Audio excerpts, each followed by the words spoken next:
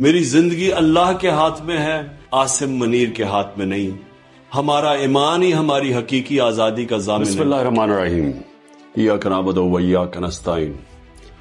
میرے پاکستانیوں، میں لا الہ الا اللہ کا ماننے والا ہوں۔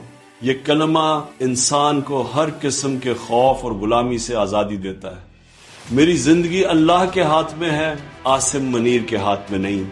ہمارا ایمان ہی ہماری حقیقی آزادی کا ضامن ہے، کیونکہ یہ کلمہ انسان کو خوف کی زنجیریں توڑنے کی قوت فراہم کرتا ہے۔ عاصم منیر کے لیے میرا پیغام ہے کہ مجھ پر دباؤ بڑھانے کے لیے چاہے میرے خاندان میں سے جس مرضی کو قید میں ڈال دو، میں نہ جھکوں گا، نہ اس ظلم کو قبول کروں گا۔ میں اپنی حقیقی آزادی کی جدوجہد ہر حال میں جاری رکھوں گا۔ عاصم منیر افغانستان کی موجودہ حکومت کی مختلف لابی کو خوش کرنے کی کوشش میں کم عقلی کا مظاہرہ کرتے ہوئے ہمارے دور میں خطے میں قائم ہونے والے امن کو تباہ کر رہا ہے۔ جہاں ہمارے بہترین تعلقات ہونے چاہیے، وہاں جان بوجھ کر حالات خراب کیے جا رہے ہیں۔ میرا دل اس پر بھی بہت رنجیدہ ہے کہ ہم نے کئی دہائیوں کی مہمان نوازی کے باوجود موجودہ دور میں اپنے افغان بھائیوں کو دھکے دے کر ملک سے باہر نکالا ہے، حالانکہ وہاں زلزلہ بھی آیا ہے اور ہمیں ان کی مدد کرنی چاہیے۔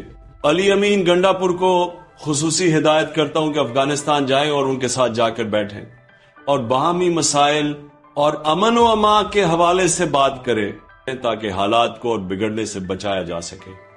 جعلی وفاقی حکومت کو اس بات کا جواب دینا چاہیے۔